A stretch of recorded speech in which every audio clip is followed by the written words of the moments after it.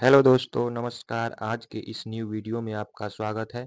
आज के इस न्यू वीडियो में हम लोग देखेंगे कि राता प्रथम सर्ग का जो है श्लोक नंबर 26। पिछले वीडियो में जो है हम लोग श्लोक नंबर 25 तक अध्ययन कर चुके हैं। ठीक है, तो आज के श्लोक की तरफ बढ़ते हैं।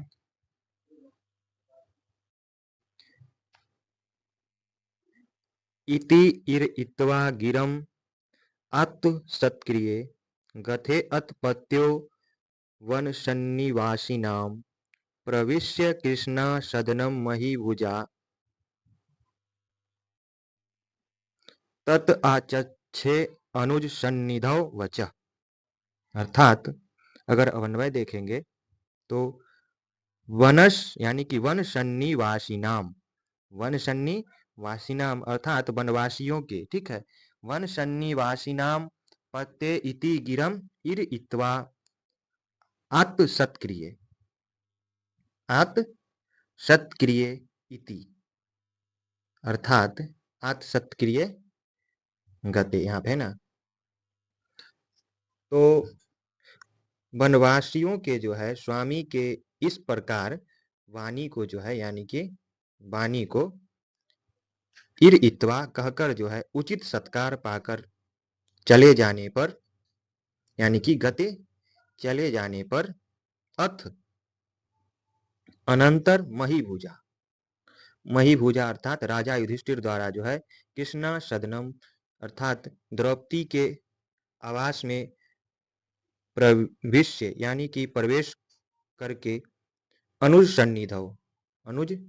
सन्निधौ छोटे भाई के समीप वह जो है तत् यानी कि वह वचः यानी कि क्या, तो वचः यानी कि वचन आचक्षे यानी कि वचन कहा। अर्थात ये जो है कह रहे हैं कि वो जो है कौन, तो वनवासियों के स्वामी वनेचर के इस प्रकार वचन कहकर जो है परितोषिक ग्रहण कर चले जाने पर महाराज युधिष्ठिर ने क्या, तो महाराज युधिष्ठिर ने द्रौपदी के भवन में प्रवेश करके अर्जुन आदि छोटे भाइयों के समक्ष वनेचर की बात को कहा। ठीक है, वनेचर को जो बोला उसको यानी कि युधिष्ठिर को, वो जो है अपने द्रौपदी के पास गए, द्रौपदी के भवन में प्रवेश करके अर्जुन यानी कि छोटे भाई अर्जुन भीम ये सबको जो है वनेचर जो बात कहा वो बताए। क्या बताए, यानी कि इति रयित्वा गिरम आत्म सत्क्रिये गते अतपत्यो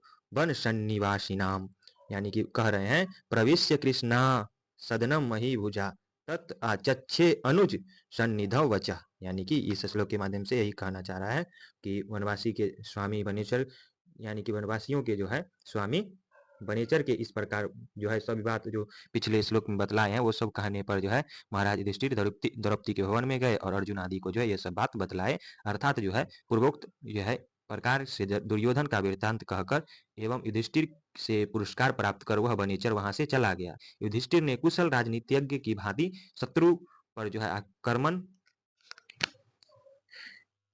करने से पूर्व गुप्तचर द्वारा शत्रु की गतिविधियों का पता लगाया। गुप्तचर का प्रतिवेदन उसने एकांत में सुना।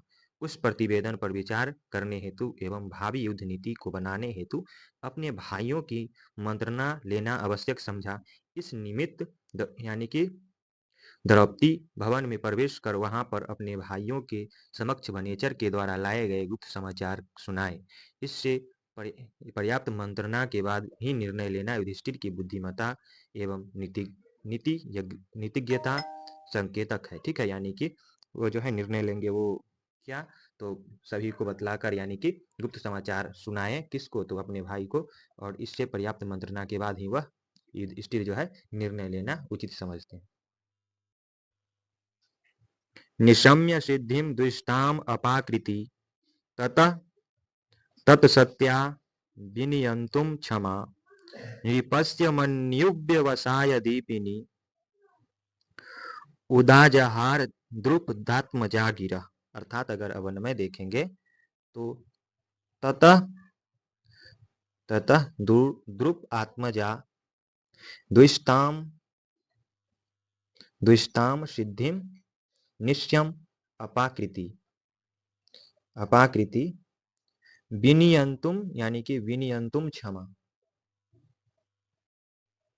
अर्थात तदंतर जो है द्रौपदी ने ततः द्रुप आत्मजा तदंतर द्रौपदी ने द्विषताम यानी कि शत्रुओं की जो है सफलता को सुनकर उससे आने वाली जो है अपाकृति कृतियों को जो है विनियंतुम रोकने में जो है अक्षमा यानी कि असमर्थ हुई। ठीक है, यानी कि ये जो है क्या हुआ, असमर्थ हुई, विनियंतिम क्षमा। ठीक है, यानी कि वो जो है असमर्थ हुई। नृपश्य यानी कि वो जो है क्या, तो नृपश्य अर्थात राजा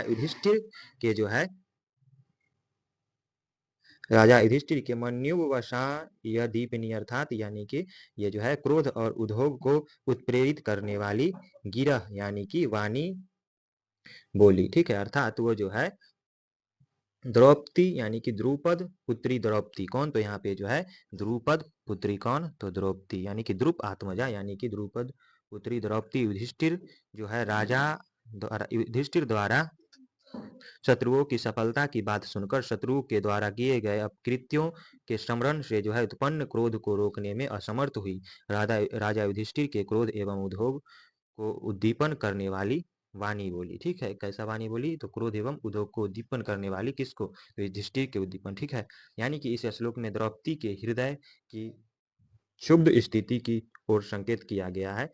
जब युधिष्ठिर ने वनेश्वर द्वारा कही गई शत्रुओं की सिद्धि यानी कि सिद्धि के समाचार सुनाए तो द्रौपदी दुर्योधन की राजनीति की सफलता के समाचारों को सुनकर अत्यंत दुखी हुई। द्रौपदी की अंतर यानी कि अंतर व्यथा और क्रोध उसकी उत्तेजक वाणी में स्पष्ट रूप से अभिव्यक्त हो उठे। अपने हृदय की प्रतिशोध यानी कि प्रतिशोधाग्नि से प्रेरित होकर वह राजा युधिष्ठिर के हृदय में भी शत्रु के प्रति क्रोध एवं युद्ध संबंधी उद्योग को बढ़ाने वाली तीव्र वाणी कहने लगी। कौन, तो द्रौपदी। ठीक है, इस श्लोक के माध्यम से यही जो है इस श्लोक की व्याख्या है।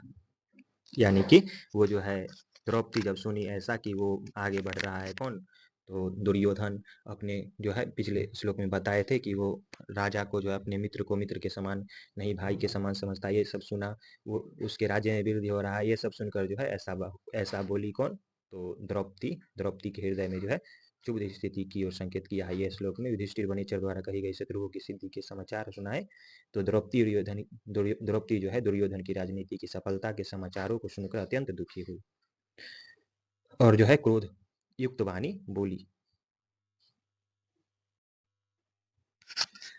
भवादृशेषु प्रमाद जनोदिम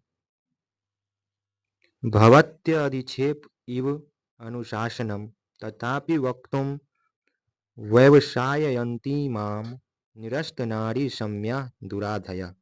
अर्थात अगर अब अन्वय देखते हैं तो भावादृशेषु प्रमाद जनोतिम अनुशासनम अधिक्षेप इव भवती।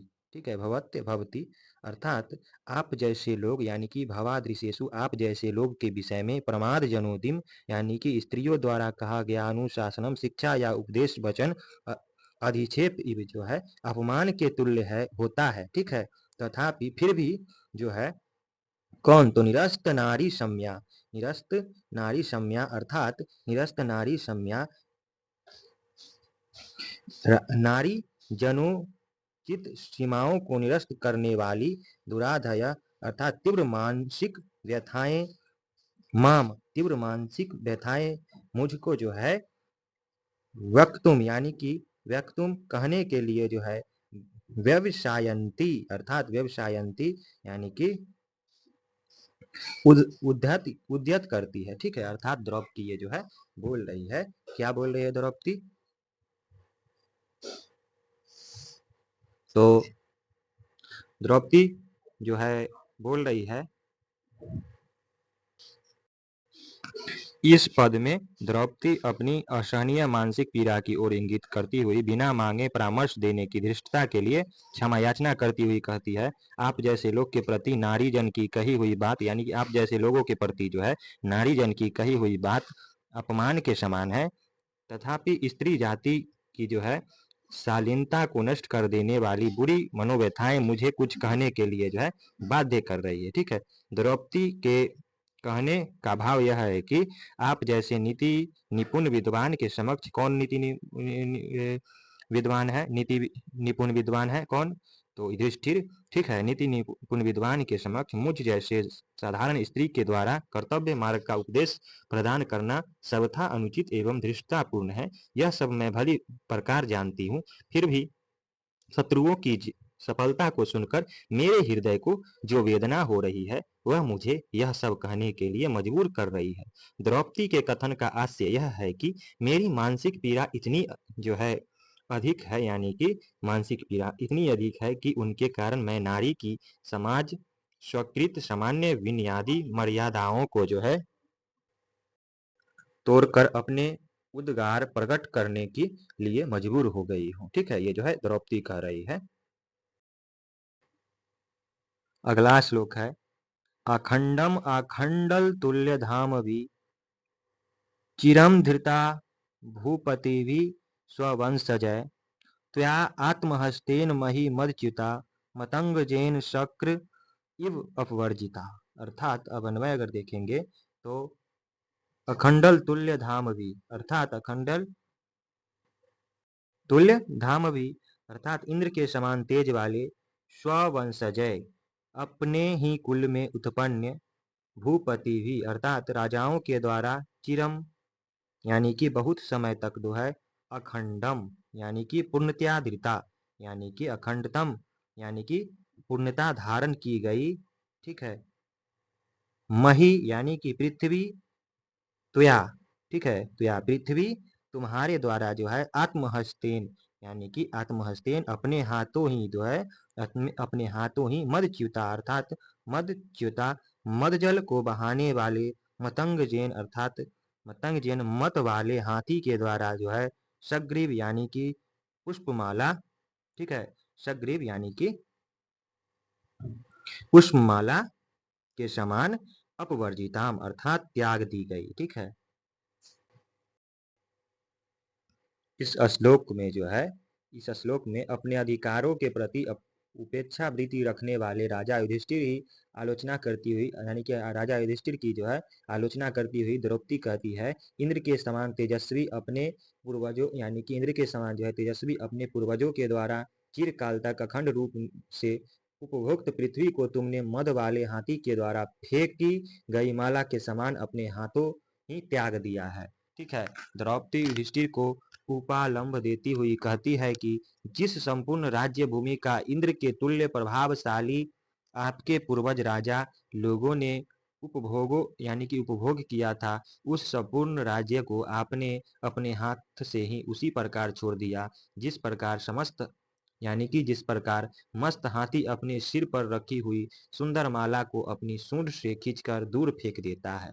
यहाँ द्रौपदी यह संकेत करना चाहती है कि लोग तो राजा यानी कि लोग तो राज्य प्राप्ति हेतु कठिन प्रयास करते हैं किंतु आप तो वंश परंपरा से प्राप्त उत्तराधिकार का भी संरक्षण करने में तत्पर नहीं रहते हैं। ठीक है, अखंड यानी कि अखंडल तुल्य तुल्याधाम भी जो है विशेषण के प्रयोग से द्रौपदी बताना चाहती है कि हमारे पूर्वज इंद्र के समान तेजस्वी थे, अतः हमें भी स्वयं को उनके योग्य उत्तराधिकारी सिद्ध करना चाहिए। वज्रन्ति ते मूढ़धियः पराभवम् भवन्ति माया विषु येन मायिनः प्रविश्य हि धनन्ति शठा तथा विदा न संगवृता अंगान निशिता इवे शवः। अर्थात अगर इसका अन्वय देखेंगे तो